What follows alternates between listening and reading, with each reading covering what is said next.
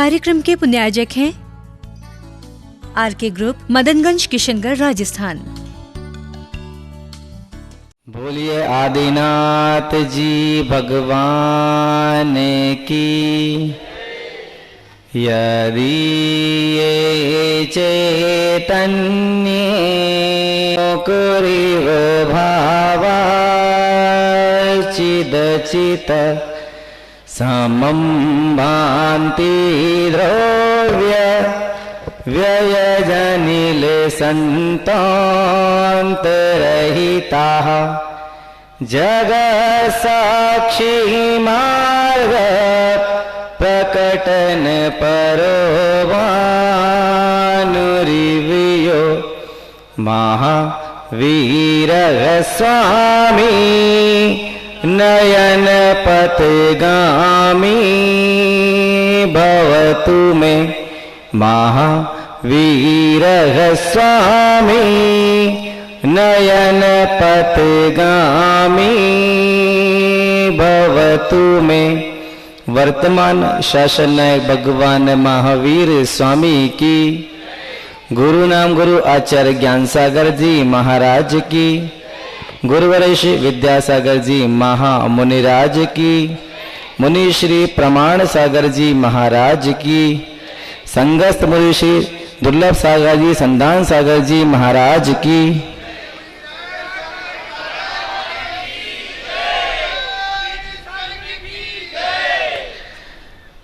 पिछले 1-1.5 वर्ष से आप लोग सब मिलके मंदिर के निर्माण में पत्थर से लेके मूर्ति तक और मूर्ति से लेके शिखर तक का चयन करते आ रहे थे। आप लोगों ने सबने मिलके चयन किया ना हर चीज का, पर आप 1.5 साल से काम कर रहे थे, पर आपका चयन तो 1.5 घंटे में ही पूरा हो गया। आज आपका चयन हुआ है। ये बात सच है कि इंसान अपने द्रव्य से श्री जी के मंदिर का निर्माण करता है, श्री जी को पधराता है। पूरा करने के बाद वो टकटकी लगा के देखता है कि अब मेरा कहाँ नंबर आने वाला है। नंबर का चयन करना कि कौन किस पात्र की भूमिका निभाएगा, सबकी इच्छा होती है, पर एक प्रणाली बना दी गई। क्या किया गया कि जो अपने द्रव्य का त्याग करेगा, दान की बात नहीं है, त्याग की बात है, कि जो अपने द्रव्य का जितना त्याग करेगा वो श्री जी के सामने उतने बड़े पात्र की भूमिका निभाएगा।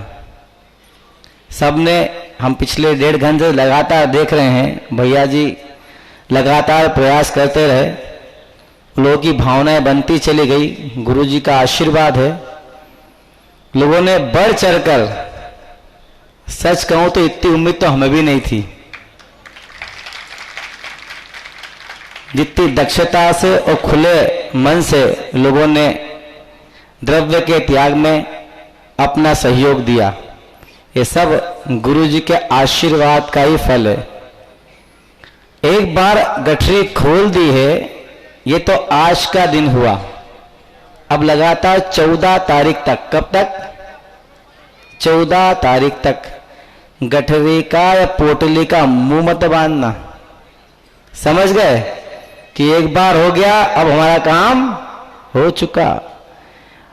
जब कोई व्यवसाय करते हो तो रोज पैसा कमाते हो कि एक दिन, हफ्ते में एक दिन पैसा कमाते हो? रोज कमाते हो ना पैसा। जब द्रव्य रोज कमाते हैं तो दान कैसे देना चाहिए? रोज या साल में एक बार रोज देना चाहिए। तो ये आज का दान हुआ, कल से फिर तैयार होके आना। आप लोग खीर खाते हैं ना, खीर में जितना मीठा डालोगे वो उतनी मीठी बनेगी। सीधी सी बात है। अब कल से दिन शुरू होंगे, रोज दान करना है जितनी हमारी क्षमता, कहते हैं कुआं वही स्वस्थ माना जाता है, उसी का पानी अच्छा माना जाता है जिसमें से रोज पानी निकाला जाए। तो दान तो वही, त्याग तो वही माना जाएगा जो रोज थोड़ा थोड़ा निकाला जाए। अभी भैया जी जब कमेंट्री कर रहे थे, कल दीपक कंजूस एक शब्द बोले थे और 5 लाख की घोषणा करी। तो मैं सोचा दीपक कंजूस 5 लाख की घोषणा, हाँ जो भी बोला कंजूस बोला, तो जो भी दे 2.5 लाख रुपए कंजूस को भी देता है क्या? कभी कंजूस देखे आपने कैसे होते हैं? देखना चाहेंगे कंजूस कैसे होते हैं? एक बार एक गांव में कंजूस व्यक्ति रहता था, बड़ी मेहनत से कंजूस बना था वो, कि अपने आप को रोकना पड़ता है कंजूस बनने के लिए। उसे पता चला कि मेरे से बड़ा कंजूस कोई पास के गांव में रहता है। एक बार की तो सुन के उसे बड़ा धक्का लगा कि मुझसे बड़ा कंजूस, इतनी मेहनत से कंजूस बना मैं। कंजूस व्यक्ति भी होता है जो अपने पर भी खर्चा नहीं करता है। तो सोचा ऐसे महान व्यक्ति से तो मिलने जाना चाहिए, तो सोचा कल जाएंगे उससे मिलने के लिए। अब मिलने जाते तो शिष्टाचार बस कुछ साथ में लेके जाना पड़ता है। तो उसने क्या करा है, खाली पेज लिया सफेद, उस पर रंगीन पेंसिल से 2 आम बनाए। क्या बनाए? आम। और सुंदर सी डलिया में इसको डालकर लेकर चला। पता लगाया गांव पहुंच के वो कहां रहता है। उसके घर पहुंचा, दरवाजा खटखटाया तो उसके पुत्र ने दरवाजा खोला। पूछा पिताजी कहाँ हैं? तो बोले तो पास गांव में किसी काम से गए हुए हैं। पुत्र ने अंदर बिठाया, बातचीत हुई। तो पहले कंजूस ने कहा कि मैं आपके पिता से मिलने आया था, उनका बड़ा नाम सुना है मैंने। ऐसा नहीं कि धनपति का नाम होता है, कंजूसों का भी नाम होता है। खैर आए तो मेरा नमस्ते उनसे कहना, और मैं उनके लिए 2 आम लाया था। ये वो पेपर उसके सामने बढ़ा दिया। अब पुत्र बड़ा समझदार था कि कोई आपको गिफ्ट दे तो आप भी तो रिटर्न गिफ्ट दोगे उसे। पुत्र ने देखा बड़ा दूर से व्यक्ति आया, मेरे पिता के लिए गिफ्ट लाया, तो उसको लगा कि मुझे भी कुछ देना चाहिए। उसने अपना हाथ हवा में उठाया, बड़े जोर का एक आम 2 आम बनाए, उसके डलिया में डाल दिए। कैसे बनाए आम? उसने आम का आकार बना के 2 आम उसकी डलिया में डाल दिए। शाम को पिताजी आए तो उन्होंने पूछा, तो पता है कि आपसे मिलने पड़ोसी गांव से कंजूस व्यक्ति आए थे। पूरी बात बताते बताते बेटे ने बोला कि वो भेंट में आपके लिए 2 आम लाए थे, तो मैंने भी उनको 2 आम दे दिए। पिता को आया गुस्सा, पिता ने एक तमाचा उसके गाल पे जोर से दिया। तो उसने पूछा पिताजी आपने क्यों मारा? बोले जब भी मैं कहीं जाता तो मुझे लुटवा देता है पीछे से। अरे भाई तेरे को आम देने ही थे तो छोटे दे देता। तो कंजूस ऐसे होते हैं। सभी लोगों ने बड़े बढ़चढ़ बोली ली। छोटे से गांव में इतना उत्साह श्री जी के प्रति प्रशंसनीय है। जब आचार्य महाराज सुनेंगे तो बड़े खुश हो जाएंगे कि छोटे गांव में इतनी धर्म की प्रभावना।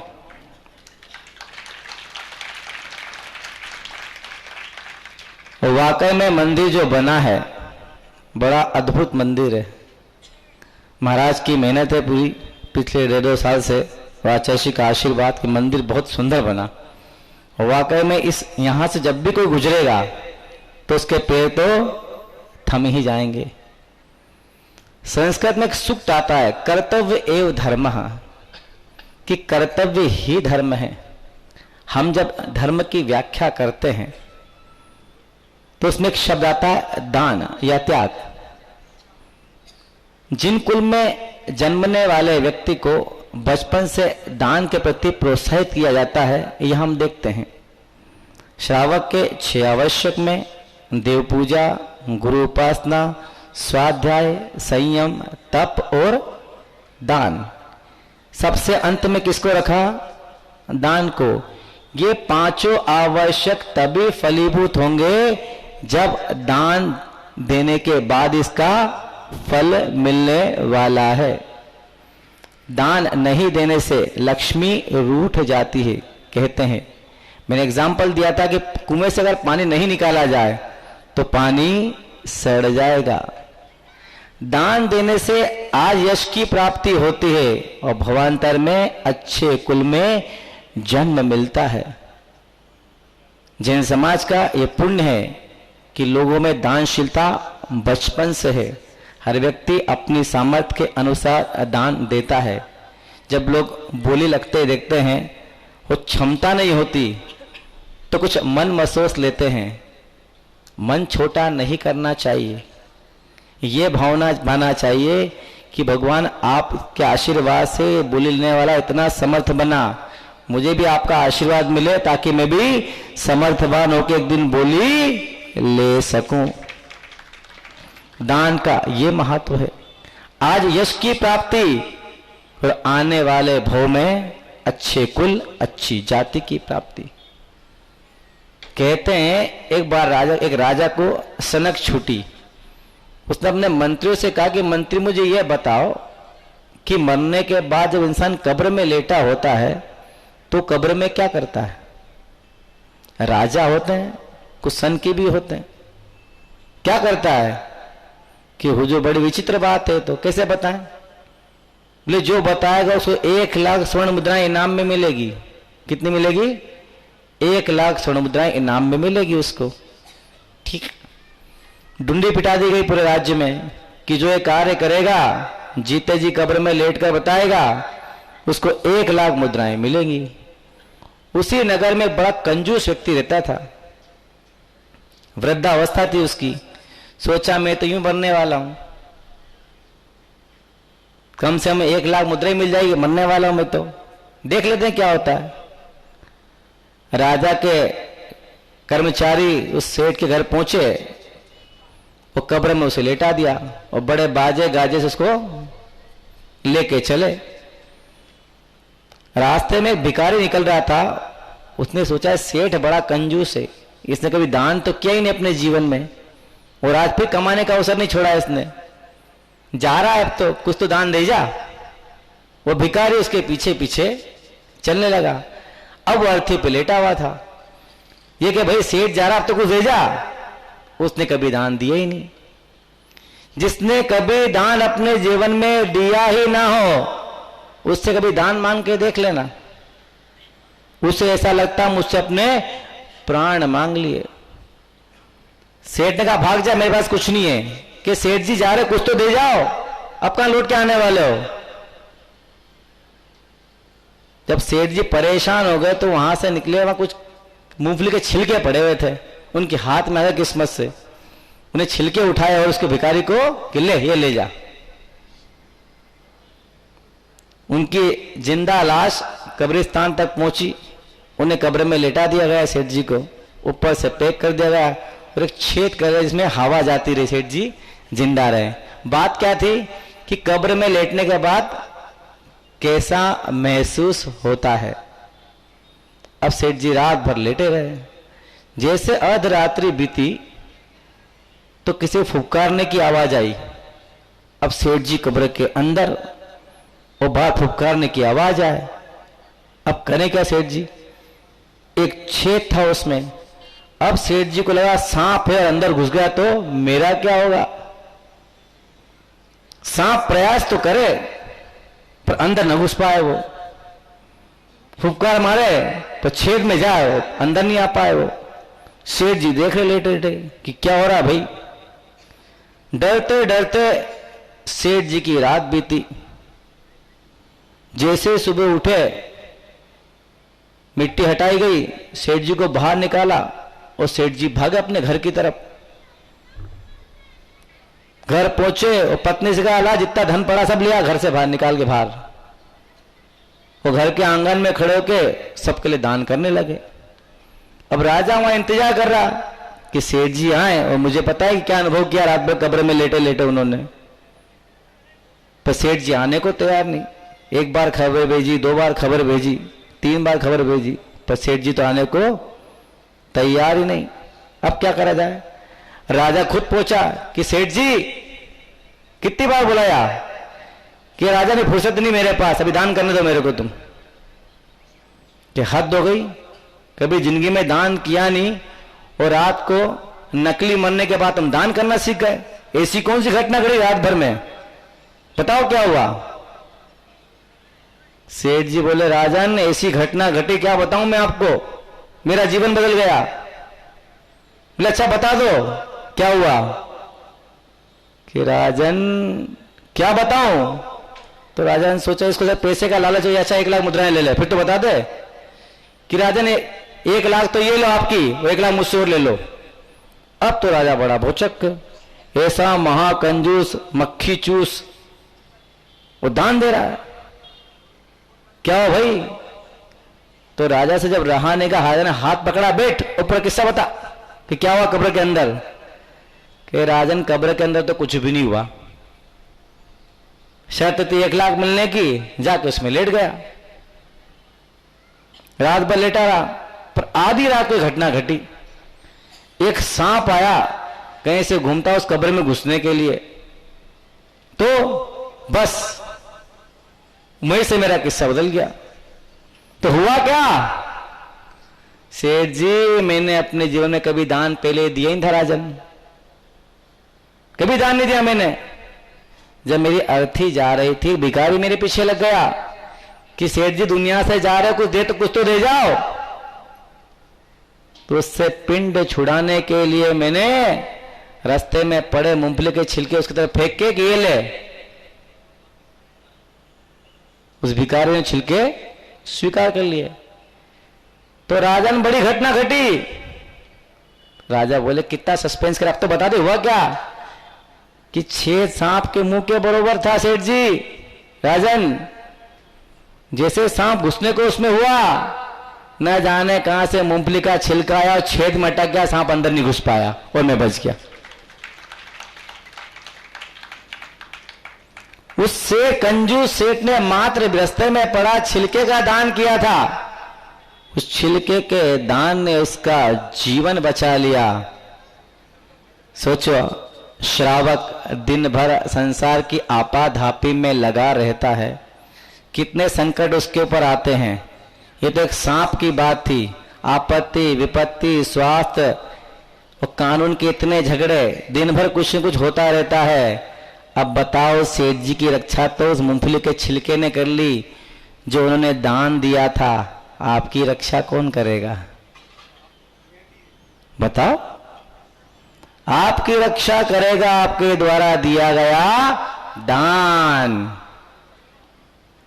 इस भव में दान दें तो यश की प्राप्ति होती है, और परभवो दान न जाने कितना गुना हो के हमें वापस मिलता है। आज लोग साधु संतों के सामने या समाज में दान देते हैं तो लोग क्या समझते हैं, बड़ा घमंडी है, दान देता करता है। उसका ये देखो कि इस आदमी ने अपने द्रव्य का त्याग किया। कि जो दान देता है उसके दान का सम्मान नहीं होता। हम साधु संतों के पास तो बैंक बैलेंस है क्या कि हमारे पास कोई पॉकेट है तो उसका सम्मान करें? उसके दान का सम्मान नहीं है, उसने अपने द्रव्य का त्याग किया है, उसके त्याग का सम्मान होता है।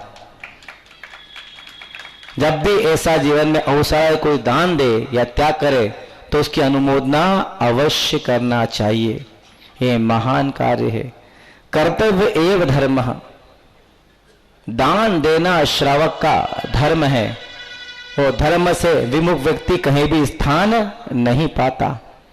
लक्ष्मी कमाने में आराम साराम तो करना ही पड़ता है, बिना आराम साराम के लक्ष्मी कभी आती ही नहीं है। लक्ष्मी तो आपने उपार्जित कर ली। अब आपसे पूछा जाए कि लक्ष्मी में जो आपने पाप कमाया, उस पाप के शोधन का रास्ता क्या है?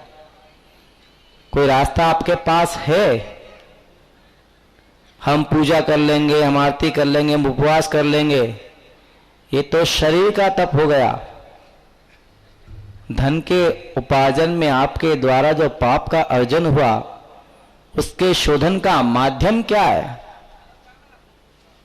तो शास्त्र कहते हैं, आचार्य कहते हैं, दान। जो व्यक्ति दान देता है वो अपनी लक्ष्मी को परिशुद्ध कर लेता है। पर इस भाव से दान मत देना कि मैंने नंबर 2 में पैसा कमाया, दान में लगाया, अब मेरा पैसा 1 नंबर में हो गया। गलत बात। जहां आपके पैसे की आवश्यकता हो वहां दान देना। अनुग्रहातम सस्याति सर्गो दानम। स्वपर के उपकार के लिए दिया गया दान ही सर्वश्रेष्ठ दान कहलाता है। आज सतवास नगर में इतना सुंदर मंदिर बना जिसको देखकर मन प्रसन्न हो जाता है। उसकी प्रतिष्ठा का अवसर आया। अगर आप लोग खुले मन से दान ना देते तो क्या आनंद आता? अभी तो शुरुआत है, आज तो मात्र। पूरा पंचकर्म कल से शुरू होना है। जितना हम पुरुषार्थ के द्वारा उसमें अपना सहयोग देते चले जाएंगे, भगवान की प्रतिष्ठा करने में उतना ही आनंद आने वाला है। लगे रहो पूरे उल्लास के साथ कि प्रभु ऐसा जीवन में अवसर आया, न जाने कब आए। इसके पहले कभी पंचकर्म हुआ यहां पे? किसी को ध्यान है? वेदी प्रतिष्ठा हुई है, पर पंचकर्म तो पहली बार ही हुआ। पंचकर्म पहला अवसर है और ना जाने भविष्य में कब मौका मिले। तो जिन्होंने अपने द्रव्य का त्याग किया वो महान साधुवाद के पात्र हैं। उन्होंने इस भव में रहते अपने भौतिक काली किट्टिमा को काट लिया। वो कितना सौभाग्य है। आशीर्वाद किसका मिला आपको? आचार्य विद्यासागर जी महामुनिराज का। उनके आशीर्वाद से पंचकर्म संपन्न हो रहा है। बढ़ चढ़ के सबने हिस्सा लिया। अब 5 दिन ऐसे ही पूरे उत्साह के साथ श्री जी की पूजा भी करना है। सुबह से लेकर शाम तक जो भी कार्यक्रम होंगे सबको उसमें पूरा सहयोग करना है। आपके बिना सहयोग की कोई भी कार्यक्रम संपन्न नहीं हो सकता। हमने हमारा दान तो दिया नहीं तो हम क्या करें? हमने कोई दान नहीं दिया तो एक काम करें, जो दान नहीं दे पाए वो अपने शरीर से श्रम करके अपने श्रम का दान दे, ताकि उनका दान भी श्रम दान के नाम से पहचाना जाए। जो दूसरे के लिए त्याग करता है वो वंदनीय होता है। इंसान अपने लिए करता है, पर ये आपने किसके लिए किया? जिन धर्म की प्रभावना के लिए। पंचकर्म तो छोटा भी हो सकता था, 3 दिन भी हो सकता था, पर नहीं, हमने मंदिर बनाया है। हम सानंद बड़े हर्षोल्लास के साथ उसकी प्रतिष्ठा करेंगे। ये भाव सम्यक दृष्टि जीव के मन में ही आ सकते हैं। लगता है सतवास नगरी में सारे के सारे कौन हैं? अच्छा, अपने मन से बोलते हो। सही बात है। जिसका श्री जी के प्रति इतना लगाव हो, जिसका चित्त देव शास्त्र गुरु की भक्ति के प्रति हमेशा उल्लसित रहे, वो सम्यक दृष्टि ही कहलाता है। एक बार राजा भोज के सभा के कवि मां कवि कहीं से निकल रहे थे। गर्मी के दिन थे तो देखा गरीब बेचारा बिना चप्पल के चला आ रहा है। तो मां कवि क्या थोड़े दयालु भी होते हैं। देखा गर्मी का समय, इसके पैर में चप्पल नहीं है, तो अपनी चप्पल खोल के उसे दे दी कि जा तू पहन ले इसे। नंगे पे चलने लगे। अब चूंकि राज कवि थे, सब पहचानते थे। उसी समय राजा का हाथी चलाने वाला महावत राजा के हाथी को लेकर निकला। उसने देखा कि राज कवि मां पैदल चले जा रहे हैं और पैर में चप्पल भी नहीं है। तो उन्होंने कहा, कवि महोदय आइए, हाथी पे बैठिए। कवि महोदय आइए, हाथी पे बैठिए। कवि सरल तक, ठीक भाई हाथी बैठा ले। जाके हाथी पे बैठ गए।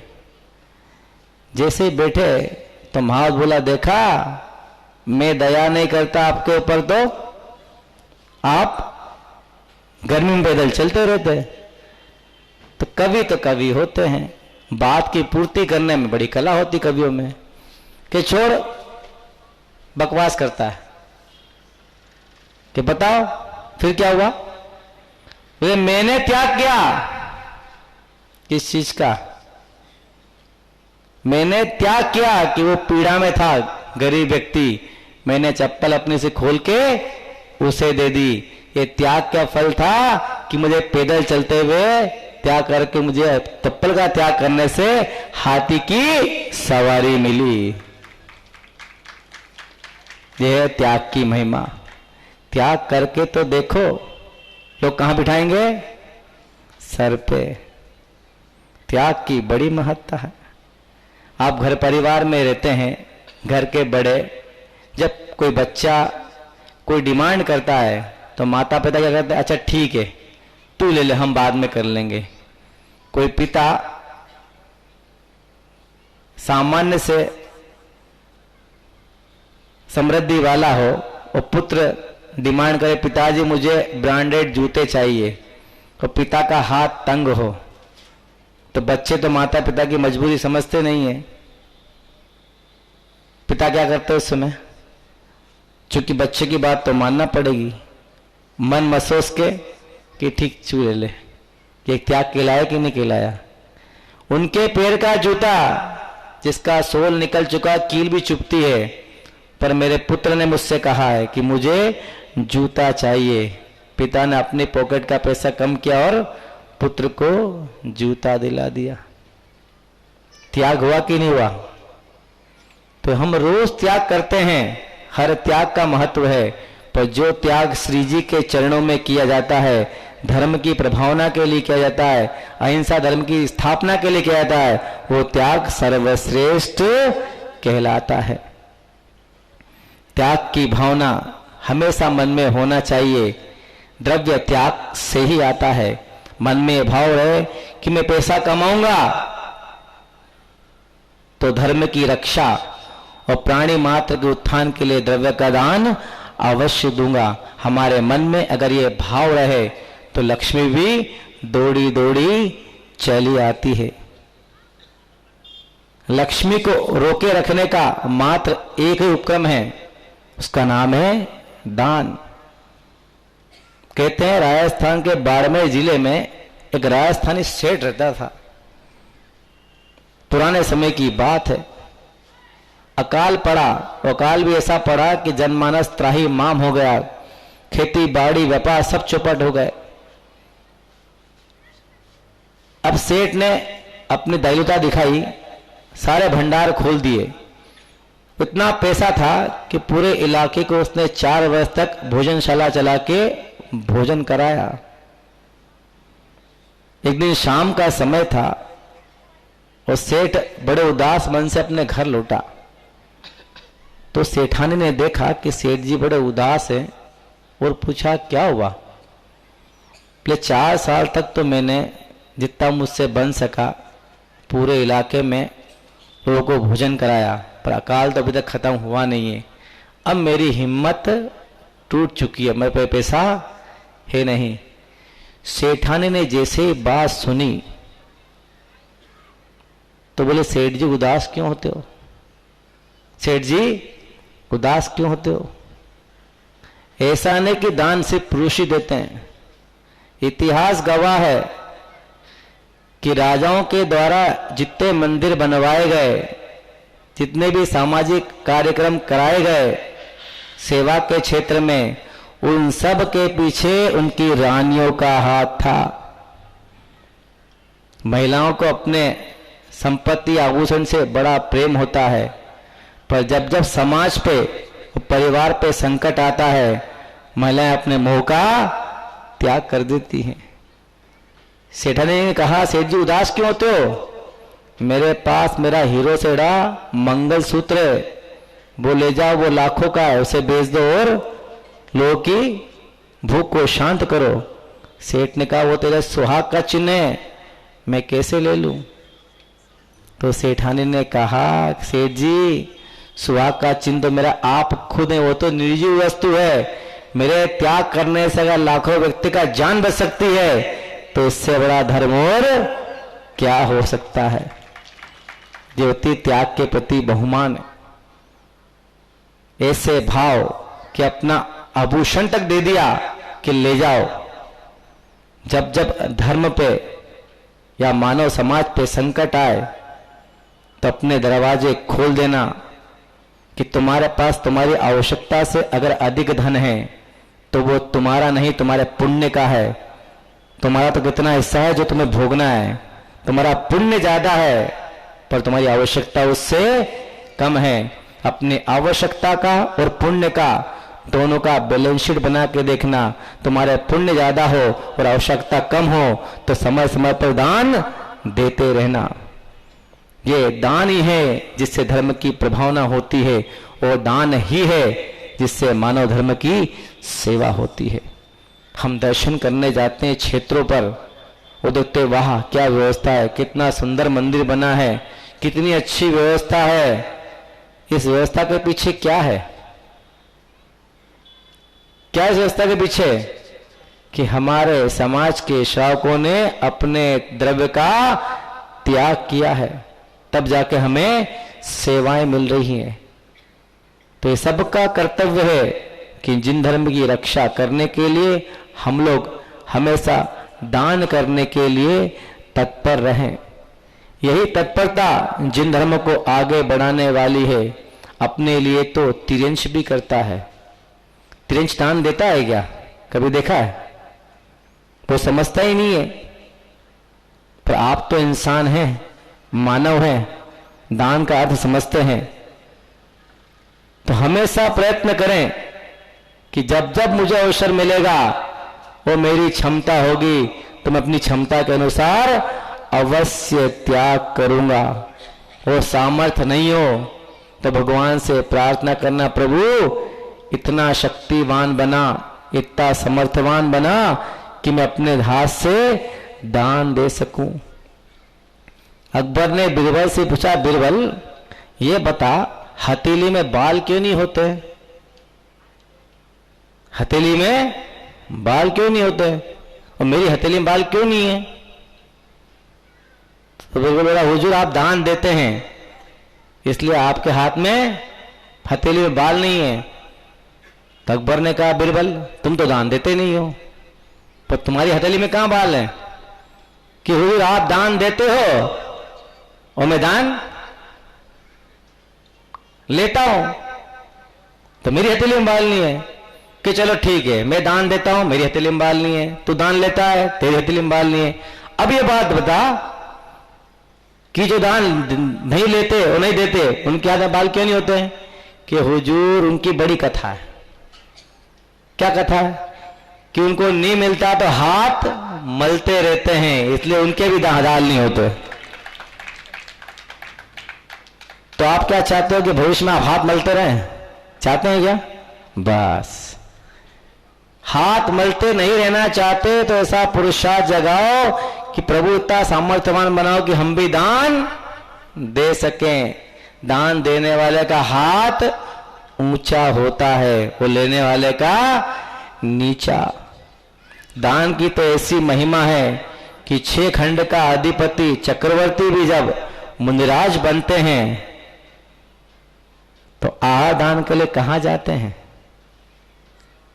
6 खंड का अधिपति, पूरी पृथ्वी का मालिक, संपूर्ण पृथ्वी उसकी है, प्राकिंचन बन गए, मुनिराज बन गए। अब आहार दान उन्हें लेना है, उन्हें चर्या निभाना है। वो कहां जाएंगे? वो उसके घर जाएंगे जो श्रावक है, जो कल उनकी प्रजा थी। वो क्या करेंगे? चक्रवर्ती तो देता है ना, पर प्राकिंचन बन गए। तब श्रावक कहता, महाराज आप चक्रवर्ती थे, आपने दान दिया, कोई छोड़ दिया पूरा किंचन समझ के राजपाट को। और अब चक्रवर्ती का हाथ नीचे और देने वाले का ऊपर। यह है दान की महिमा। दान सर्वश्रेष्ठ होता है। दान से बड़ा पुण्य कर्म कोई होता ही नहीं है। हम जब भगवान की स्तुति करते हैं, पूजा करते हैं, तो मात्र अपने खाते में पुण्य का अर्जन करते हैं, पर जब उस द्रव्य का त्याग करते हैं तो लाखों लोग उससे लाभान्वित होते हैं। यह है दान की महिमा। पुरुषार्थ करना चाहिए, वो पता लगाना चाहिए कि मेरे दान की कहां आवश्यकता है, मैं दान दूंगा। ऐसा जज्बा दान के प्रति हमेशा मन में होना चाहिए। फिर देखो, लक्ष्मी अगर रोकना चाहो तो लक्ष्मी रुकने वाली नहीं है, तुम्हारी तिजोरी में आकर विश्राम करेगी। तो ऐसे भाव बनाने के लिए भी तो धर्म का श्रवण करना पड़ता है, दान की महिमा को समझना पड़ता है। एक राजा को पता चला कि वो जल्दी मरने वाला है, अब संकट कैसे टाला जाए। तो किसी ज्योतिष ने कहा कि तुम सुबह सुबह निकलो, वो जो सबसे पहला भिखारी मिले उससे दान मांग लेना। राजा ने कहा भिखारी को दान देता है क्या? तो खुद भी मांगता है कि शर्त राजा ने यही है कि जो पहला भिखारी मिले उससे दान मांग लेना। ठीक है, राजा सुबह सुबह निकला, इधर भिखारी का निकलना हुआ। तो भिखारी ने क्या सोचा, अरे आज तो सुबह सुबह राजा के दर्शन हो गए, जो मांगो सो मिलेगा। वो किस्मत की बात, भिखारी सोचे कि राजा का रथ रुके, वो राजा सोचे, राजा ने कहा भिखारी के पास रुकना। दोनों के मनोरथ थे, राजा को भिखारी से भीख मांगना है और भिखारी को राजा से भीख मांगना है। दोनों भिखारी मिल गए आप सामने सामने, अभी दोनों भिखारी हैं। अब भिखारी कुछ बोले उसके पहले राजा ने कहा कुछ दे दे। अब भिखारी बड़ा भोचक, ये कौन सा सीन है भाई, मैं तो राजा सा मांगने आया था, ये राजा उल्टा मुझसे मांग रहा है। अब राजा मांग ले तो क्या करे भिखारी,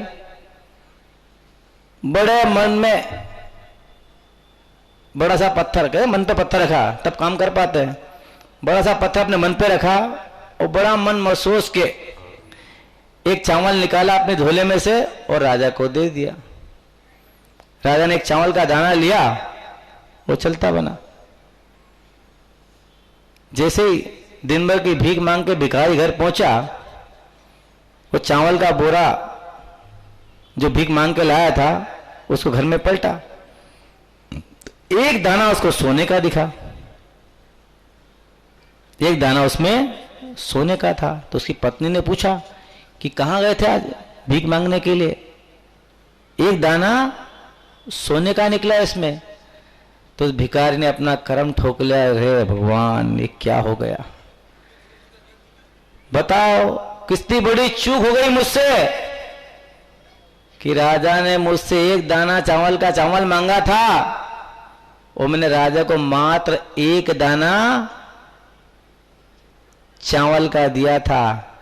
जो दान दिया था वो एक दाना ही सोने का बना, बाकी तो चावल के चावल ही बने रहे। तो तुम जितना दान दोगे तुम्हारे जीवन में उतना दान सोने का बनता चला जाएगा। क्षमता है पर छुपा लोगे तो तुम्हारा चावल का दाना कभी सोने में नहीं बदलेगा। अपनी क्षमता का पूरा उपयोग करना और अवसर आए तो पीछे मत हटना। धन से अगर दरिद्र हो कोई बात नहीं, भावों से दरिद्र कभी मत बनना। सबसे बड़ा दरिद्र कौन कहलाता है? जो भावों से भी दरिद्र होता है। दान की अनुपम महिमा जो आज आप लोगों ने बोली के माध्यम से श्री जी के मंदिर की प्रतिष्ठा और उसके निर्माण में जो सहयोग दिया, ये बड़ा अनुकरणीय है। एक छोटे से गांव में इतना धर्म के प्रति उत्साह, वो बढ़ चढ़ के बोली लेने का जो भाव है, ये वाकई में प्रशंसनीय है। कहते हैं सतवास वाले कैसे हैं, आज की घटना को देख के लगता है क्या करना चाहिए, गुदड़ी के लाल। कैसे हो? गुदड़ी के लाल। इसी तरह धर्म की रक्षा और प्रभावना के लिए आने वाले भविष्य में भी अपने दोनों हाथ खुले रखना। आप चाहते हैं आपके हथेली में बाल उग जाएं? चाहते हैं क्या? अगर चाहते हो तो दान देना बंद कर देना। वो चाहते हो हथेली में बाल ना रहे, हमारी हथेली बड़ी सुंदर रहे, तो दान अवश्य देते रहना। प्रवचन के अंत में एक छोटा सा भजन सुना के अपनी बात का समापन करूंगा।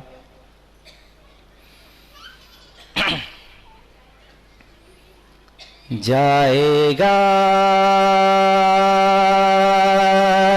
जब यहाँ से कुछ भी न साथ होगा, 2 गज कफन का टुकड़ा तेरा लिबास होगा। कांधे पे जब ले जाएं परिवार वाले तेरे, यमदूत ले पकड़ के हो लेते तेरे घेरे। पीटेगा छाती अपनी कुनबा उदास होगा, 2 गज कफन का टुकड़ा तेरा लिबास होगा। चुन चुन के लकड़ियों में रख दे तेरे बदन को, आकर के झट उठा ले महतर तेरे कफन को।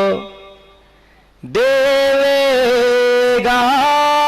तुझ में बेटा जो खास होगा, 2 गज कफन का टुकड़ा तेरा लिबास होगा। मिट्टी में मिले मिट्टी बाकी खाक होगी, सोने सी तेरी काया जल कर के राख होगी। मिट्टी में मिले मिट्टी बाकी खाक होगी, सोने सी तेरी काया जल कर के राख होगी। संसार त्याग अपना मरघट में वास होगा, 2 गज कफन का टुकड़ा तेरा लिबास होगा। प्रभु का नाम भज के भव सिंधु पार होते, माया मोह में फंस कर जीवन अमोल खोते। गुरु का नाम भज ले बेड़ा जो पार होगा, 2 गज कफन का टुकड़ा तेरा लिबास होगा, 2 गज कफन का टुकड़ा तेरा लिबास होगा। बोलिए आचार्य भगवंत गुरुवर श्री विद्यासागर जी महामुनिराज की, मुनि श्री प्रमाण सागर जी महाराज की। इस कार्यक्रम के पुण्यार्जक थे आरके ग्रुप, मदनगंज, किशनगढ़, राजस्थान।